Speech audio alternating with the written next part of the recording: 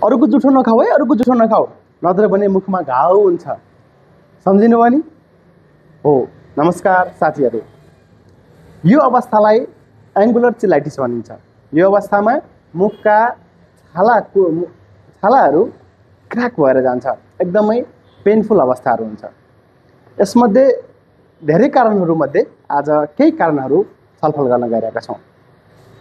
पहिलो कारण, जसको र्याल चुइरहन्छ, जसको मुखको कुनामा अनावश्यक र्यालहरू जम्मा भएर बस्दछ र त्यो र्यालले गर्दाखेरि त्यहाँ क्यान्डिडल कीटाणुहरूको ग्रोथ हुन्छ र यसले गर्दाखेरि छालामा इन्फ्लामेटरी कन्डिसन चाहिँ जम्मा हुन्छ। यसले छालालाई क्र्याक गराउँछ र पेनफुल अवस्था पनि सिर्जना गर्छ।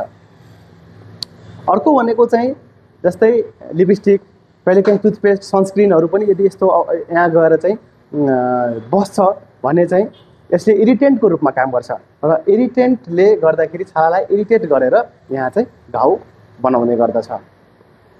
अर्को भनेको भिटामिन, पोषक तत्त्वहरूको शरीरमा कमी भयो भने भिटामिन बी, प्रोटिन, आइरन जस्ता तत्त्वहरूको कमी भयो भने पनि यस्तो समस्या देखिने गर्दछ।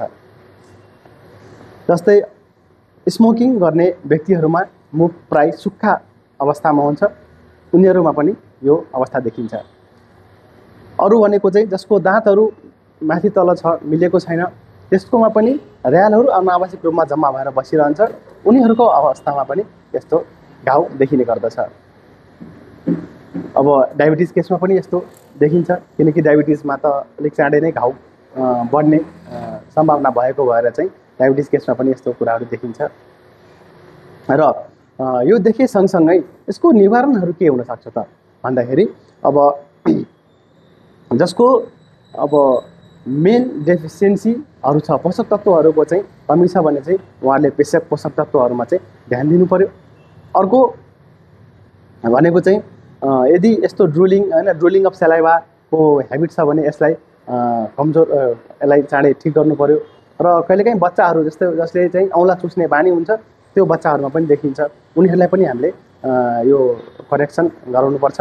र यस्तो अवस्थामा एन्टिफङ्गल क्रिम जस्तै क्लोट्रिमाजोल हजुर चाहिँ यसमा चाहिँ लगाउन सक्नुहुन्छ र यसले गर्दाखेरि चाँडै नै घाउलाई सन्चो बनाउनको लागि मद्दत पुर्याउने गर्दछ। डाक्टर शक्ति बिके, साइनिङ अफ।